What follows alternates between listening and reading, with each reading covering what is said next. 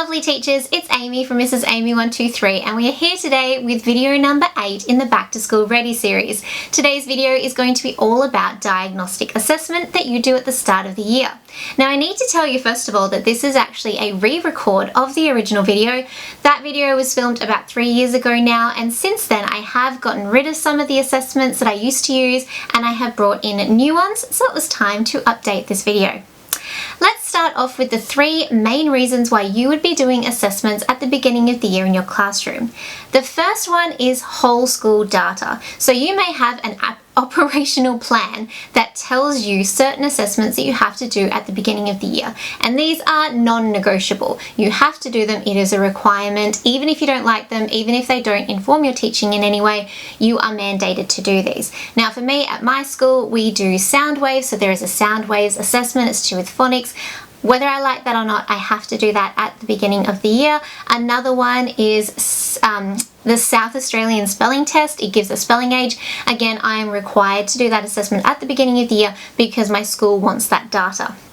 The next reason is to show progress. So this is one that you usually do at the start of the year and the end of the year. There may be sometimes in the middle that you are also doing it, but the key reason you are doing it is to show growth over the year. So traditionally I loved these type of assessments because they were data and numbers that I could sink my teeth into. Here's where my students started off the year. Here is where they ended it. Here is the growth that I have been able to achieve as a measurable, easily communicated number. So a common example is the South Australian spelling test and the Waddington reading test that gave a reading age. I loved looking at this data at the end of the year because usually my students had made a pretty good amount of growth. I was happy with it, but it was a vanity metric. It was not really informing my teaching. It wasn't helping those students get any further progress during the year. It was just a way that I thought was measuring my effectiveness as a teacher. Is that a lot of these assessments are dated now. They are very, very old. The results aren't as reliable as they used to be and not really assessing what we should be assessing in terms of student growth. So I've moved on from a lot of these types of assessments. The third reason is the most important one, and that is assessments that are going to inform your teaching. They are showing you exactly where your students are right now, so you know exactly where to start, so you're teaching them at the right level. You're not skipping any information. You're not trying to jump up or even, going into lower than they actually need. You know where they're at, so you can push them onto that next level. I will just tack on a little extra one here because it can kind of fall into other areas depending on the program, but that is assessments that belong to a program. So you can't start the program off without doing the assessment first because maybe the assessment levels the kids, it assigns the kids a particular thing that they need to work on. It just needs to be done at the start so that the program can actually start. Like I said though, this may be something that actually informs your teaching because it's showing you right where students are at, so it might fit into that category, or it might be a whole school program that you're using, so that could fall into the whole school data category. Okay, moving on next, I want to talk about when. When are you going to do these diagnostic assessments? And I have some fairly strong opinions about this in terms of not doing it within the first couple of days of your students being back at school. To be honest, I think it's a little bit cruel to ask a student to come back to school, especially in a brand new classroom with a brand new teacher, and put them straight into an assessment. I think they deserve a couple of days where you're just, you're bringing them back in slowly, back into that learning frame of mind and welcoming them into your classroom, making them feel like they belong. And I think testing them straight away is kind of counterproductive to establishing that really good rapport with them in your classroom. And the second reason is because of the summer slide. So at the end of the year, your students have gone like this over the course of the year, so they're at their highest at the end of the year in terms of what they know. But then over the summer, they don't do any reading, they don't do any writing at home, and so they start to slide down a little bit. So they might have been here at the end of the year, and now they are here at the start of the year. So by giving them a couple of days just to get back into the swing of things, you close that gap a little bit so they get a little bit closer to what they were at the end of the year. This ensures that you get quality and accurate data. Okay, let's now talk about exactly what assessments I do during the year. The first one is a generic writing sample. I do this for a couple of reasons. One, because you can very easily look at it and see where your students are up to with writing. You can use a checklist and go through, do they use capital letters? Are they using full stops? Are their sentences making sense? Do they use paragraphs? Are they using compound sentences, etc., etc.? So you can really get nitty-gritty with it. Second of all, I love to put it in their assessment file, and I will show you this in more detail later on, but I put it in here so that throughout the year I can show them their writing sample from the beginning of the year and go, look at how much you have improved, look at where you've come from, and look at where you are now. And it's also a great one to send home to their parents at the end of the year so they can see the growth as well. So with this generic writing sample, if I'm in years 1 to 3, So for years 1 to 3, I usually select either a recount or a narrative text. And that is just so that the text type and the structure of that text type is not a barrier to them being able to do those other simple things like capital letters and full stops that I really want to look at and see how they're going with. So then in years, again, I'll say year 3 because that's kind of the year where I teeter either side. Years 3 to 6, sometimes I might choose a persuasive text, especially if I'm in a NAPLAN year. Kids are usually pretty confident with narratives by then, and I might want to see a persuasive text just so I can check off some of the things to do with text structure there. So I know in my persuasive writing lessons where I need to take them to help them to be able to do NAPLAN with more success. Also, this allows me straight away to look at their writing sample and pick a goal for the student to work on. I have a goals chart for writing in my store. It's completely free. Highly recommend you go and check that out. I have that up on my wall, and straight away I can put a student's name up onto whatever goal they are working on. So for example, if I am in year 2 and I notice that a student is not using any full stops in their work, that's probably the first goal I'm going to put them on, and their name would go up next to full stops. And so anytime we're writing from then on, I can say, hey, remember your goal is full stops, and I can keep checking their work, and once they become more confident with that goal, I can pass them on to another goal. Next up, we have spelling. So I've already said I have to do 2 spelling assessments because of the whole school data. So I have to do a South Australian spelling test.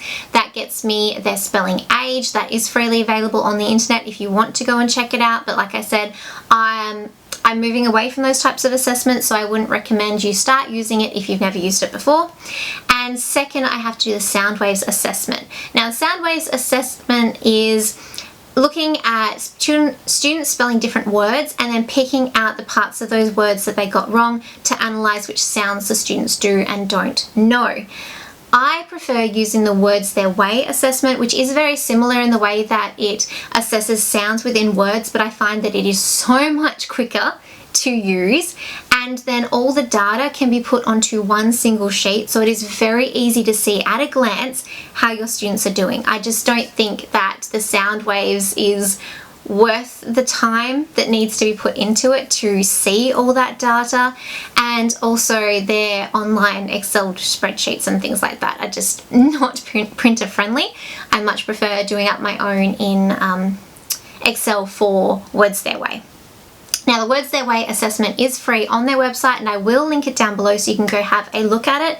I have done up my own recording page just because I wanted to turn it portrait and have it a little bit less clunky. There was lots of extra pieces on there that I didn't really need. So I have done up my own template. I can't share that obviously because it is copyrighted, but you can go and check out their template on their website.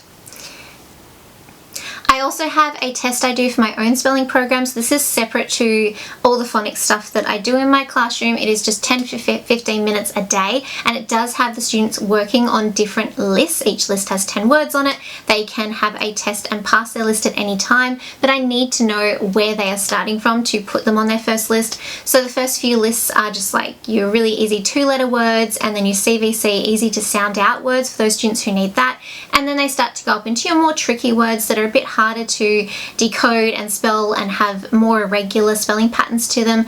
So it's just taking the most difficult word, in my opinion and in my experience of what students usually get wrong, from each list, and I just test them until they get the first one wrong, and then that is the list they're on. So it is a very, very quick assessment. It doesn't take very long at all. Well, it doesn't take very long when you're in the younger grades. Once you start getting up into the higher grades and you get some of those amazing spellers, it can take a little bit longer for them. Next up, let's talk about reading, which is the one that has changed the most in my classroom over the last few years. I used to do the Waddington reading test. I used to do running records the exact way that they are meant to be done according to the PM benchmarks. I used to do Daniels and Dyack for a little while because that was something teachers who had been at my school for a long time were recommending. I've thrown them all out the window. I don't like them. They don't inform my teaching. This is what I do now. First of all, I have started using Dibbles. Dibbles is available for free. I will link their website down below, and it is mainly for the lower grades. I think by year 3 it would start to become a bit redundant. I think some of the kids would start topping out of it, but it's still something you could use for those students who needed it. It consists of 5 tests that are all done with only 1 minute each. So this test is a minute, this test is a minute. So you can usually get kids done in about 10 minutes each with a little bit of buffer time in between to explain what they have to do in each of the assessments. So let me go over to my screen now and I'll take you through these different assessments in more detail. So here is the scoring booklet. There is another booklet that you need to print for students, but I just do 1 copy for the whole class. So this is a page where you can record all the results. First up, we have the letter naming fluency. And if you see at the top here, I love how it has the instructions and how simple they are. So good not to have another document. Then we've got students going through and naming as many letters as they can in 1 minute. And it is their names, not the sounds. So T and F, not F. Then we've got the phonemic segmentation fluency. So this is an oral one. So teachers say the word, so in this case, for, and then students need to say the sounds back. So f, or. You're splitting them up into the phonemes. This one can be really great because you are seeing whether students are hearing all of the sounds in the word. So for example, with a word like bring, if they're saying it back to you as b, ing, you know, first of all, that they're not hearing the r sound. And second of all, you're also identifying that they don't know that ing is actually made up of 2 sounds, not 1. So this can give you a lot of quality data to act upon, as well as also having their score of how they're doing. Up next, we have the nonsense word fluency. So again, we've got the instructions here.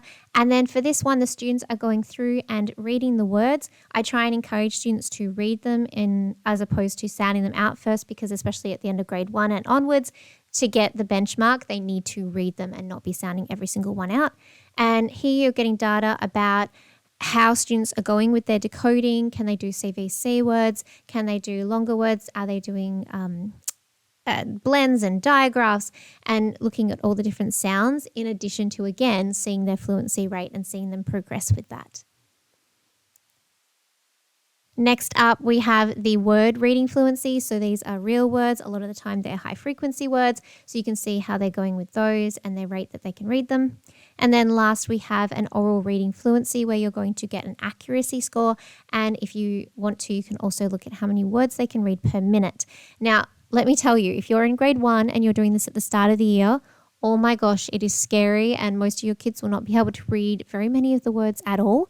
But hang in there, do it in the middle of the year, do it again at the end of the year, and you will see enormous growth, and students will be able to do it by the end of the year, or at least most of them will.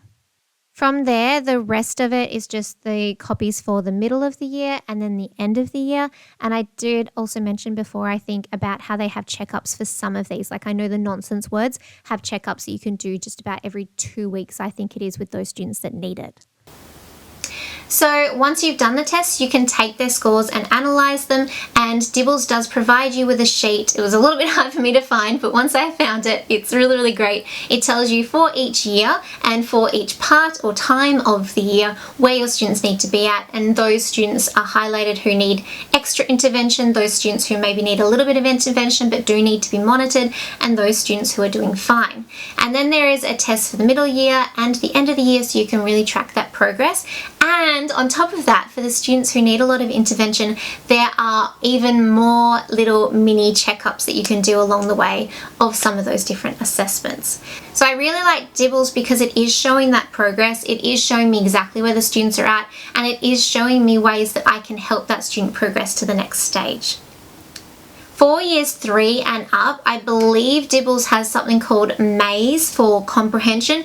I haven't looked into that. I haven't trialed it with my classes, so I can't tell you any more about that at this stage. But if you are in upper school, you might like to go and check that out. This next one may be a little bit controversial, but I do still do running records in my classroom / fluency.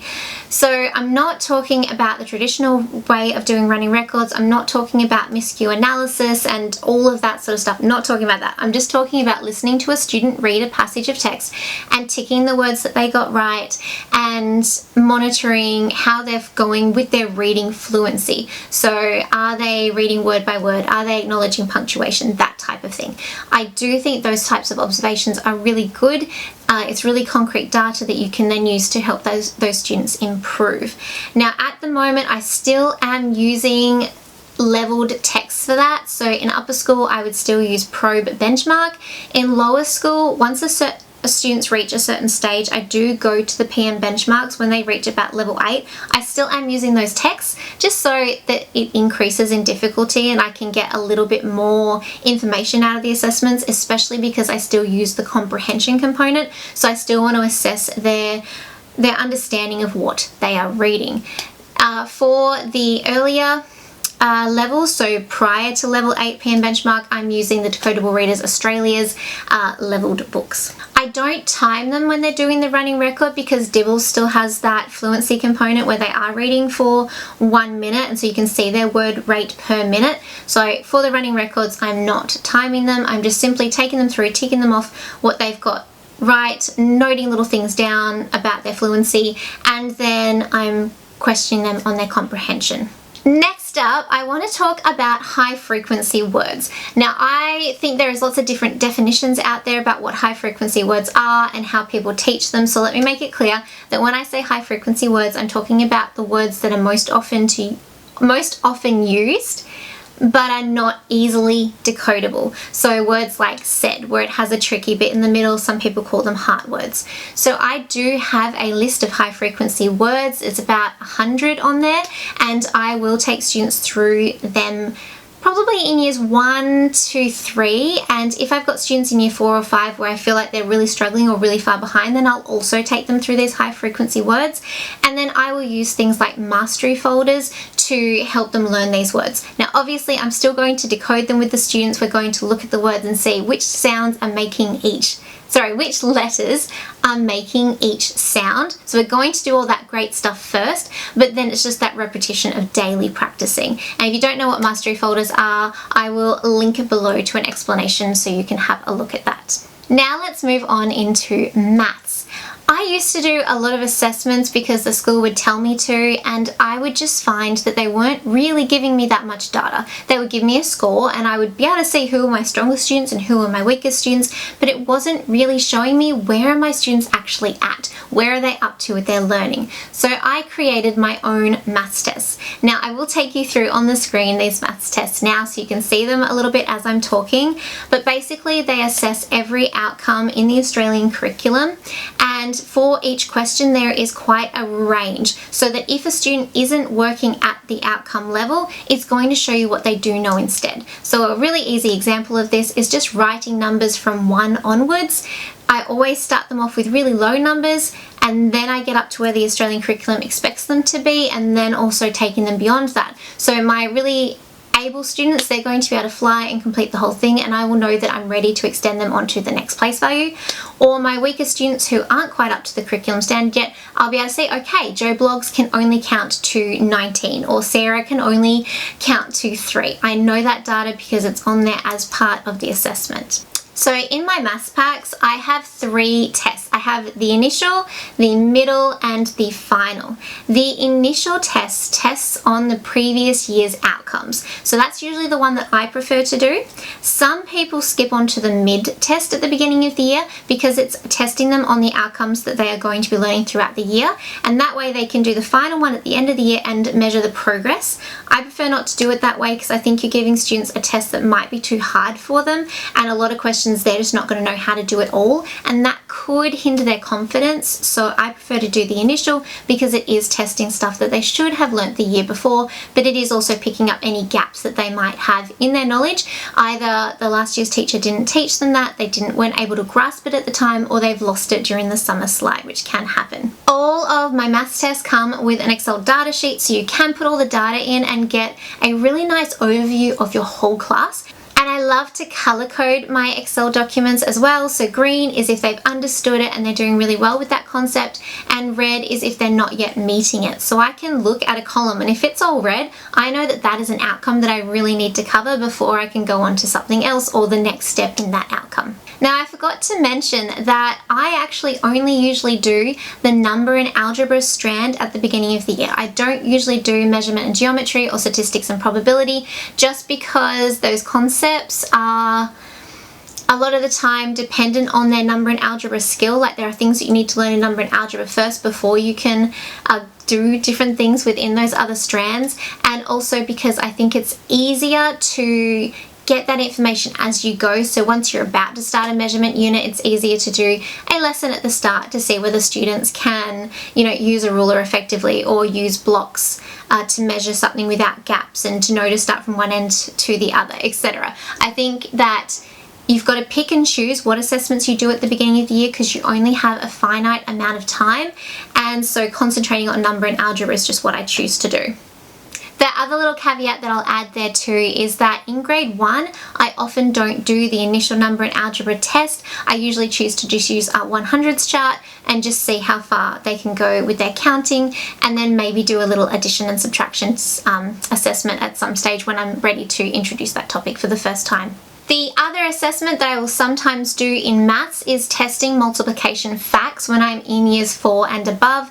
So at the beginning of the year, I'll just call students up and just do a really quick check. So I usually go the 1s, then the 10s, then the 2s, then the 5s, then 3s, 4s, 6s, 7s, 8s, and 9s.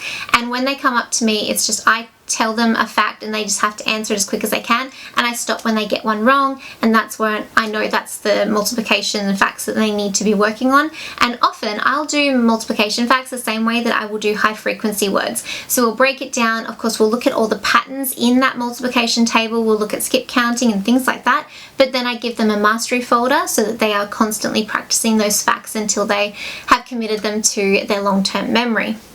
So when they come up to me, I always start with the 9 times tables. So if we're doing the 2 times tables, then I'm going to be saying 2 times 9, because often that's the hardest one, and if they know that, they know the rest, and you usually don't have to test them on any more facts, although you can do a couple more if you need to. Whereas if you just go 2 times 1, 2 times 3, 2 times 6, 2 times 4, and go all the way through them, you're just using up a lot of time that, we usually don't have. That is all the assessments that I do. It is just English and maths at the start of the year. I don't do any formal assessments for HASS or health or technologies. I may, when I'm starting to do a unit, just gather some prior knowledge through a discussion with them or a quick little activity, but I'm not doing any big assessments. Next up, I want to talk to you about opportunities to do individual assessment, because that's a question I often get asked, is when do you do all these assessments that require the teacher to be one-on-one with the student, like during running records, like with the Dibble assessment, like with the high frequency words? A lot of the time I will use silent reading time to do this. So every day after lunch, my students come in, the first 10 minutes they are just reading to themselves. I'm not really monitoring it too harshly at the beginning of the year to see whether they're actually reading. If they want to come in and just have a zone out break, then that is fine with me, but I do expect them all to be silent, and then I call over 1 or 2 or 3 students depending on the assessment that I'm trying to get done, and I will do some of them then. You do have to spend the first couple of days really training your students to be silent during that time. You can't just jump straight into doing assessments, because you'll find that the students will start to talk. They'll know that they can get away with it because you're busy doing an assessment and can't stop them. So really take that time at the beginning of the year to set up those routines and saying to your students, you can't talk, and really putting the accountability on them and follow through on them if they are talking during that time. The other time I like to do it is just when the students are doing just really easy, quick low-key tasks. So for example, in the first week, we know how tired we get. So by the afternoon, we're doing some sort of about me activity where they're filling in a sheet and then they're just colouring in. That doesn't really need you to actively go around the classroom and be monitoring them or helping them, so you can get away with doing a few assessments then. Lastly, last option is if you have a wonderful EA in your classroom that you can use to do the assessments for you, that is an option. I personally love to do as many of the assessments as I can myself because I feel like I get to know the data more, I get to know the students more and where they're at and their strengths and weaknesses than if I let somebody else do it. Or perhaps your school has funding to allow you to be released to go and do these assessments. I haven't seen many schools like that will do it at the beginning of the year. I know many that will release you to do it later on in the year, but at the beginning of the year we know how busy everyone is, so that might not be a possibility. Okay, last thing, I want to take you through the assessment file that I set up at the beginning of the year for my students and show you some of the assessments that are in here. This is an older file, so there will be some assessments in here that I do not use anymore, but you'll get the idea of the basic setup and the basic way that some of these things look. So let's get started. Okay, let's have a look at my assessment file. Now remember, this is a couple years old, so you will see some things in here that I no longer use, but I'll point them out as I go. So first thing you'll notice is that I do use some tabs on the side here. I just print these off as a strip, cut them on one of those big guillotine thingamabobbies, and then put one long strip of contact down them and then cut in between them just to make it nice and quick. And then I do go through and attach all of these myself. I did try with some year 5 students once and they were okay, but I like the way they look when I do them myself, so I usually do them. I find it well worth it. The amount of time that I put into sticking these on at the beginning of the year is so much quicker than the time it would otherwise take me to try and put things away where I want them in this file. Now obviously you could arrange your file however you want and just put the assessments in as you do them and not necessarily have them according to subject, but I refer back to these assessments multiple times during the year, so having the tabs is just so handy. Okay, so I usually have a cover page. I've just covered up my school logo there and the student's name is on it. I do have a contents page. I've been teaching long enough now that I feel confident in what assessments I'm going to do, so I can print out a contents page. But if you are very new to teaching, you don't know what types of assessment you're going to use throughout the year, don't worry about this. Don't do it. You don't have to have it. You're fine without it. This page is blank. I used to do, as you can see here, goal and reflection pages, but I just found that I was always rushing to do them. It was always at last minute, and students were always really limited in the answers that we're writing. It's like, oh, what have you improved on this semester? Maths. And it was really hard for them to try and get nitty gritty with it, so I stopped doing that. I might bring it back one year if I can figure out how to make them a little bit more comprehensive in what they're writing. So we have, usually what we go here is your first day writing sample and then your last writing sample for just a generic writing sample of a recount or a narrative, and then I've got all of their writing assessments they do throughout the year with the rubrics attached to it. Then we get to the spelling section. So this is the sound waves test that I'm required to do. You can see that there is a lot of information on here. It can be a little bit difficult to mark and it is double-sided as well. This is my version of the Words Their Way page that I decided to do it myself, so it's just got a little bit less busyness to it. And you can see here, this is a higher spelling test than most of my year 1s would have been given, just because this student was a really good speller. But you've got the sounds down here. You tick off if they got them right in the word that they were spelling. If they didn't get it right, you just put a dot next to it. And so I can look here and go, okay, these are the sounds that I need to focus on with this student, and I can monitor progress by using different colours throughout the year to go back through here and tick off if they eventually got the sound. And this is the South Australian spelling test that I'm required to do, and I like to write their ages down. I do send this home at the end of the year so the parents can see, and I do want it to make it easy enough for the parents to understand and see the progress that their child is making. Here is the Waddington, don't do this anymore. PM benchmark running records, I usually just put them in as I do them so that the latest one is always on top.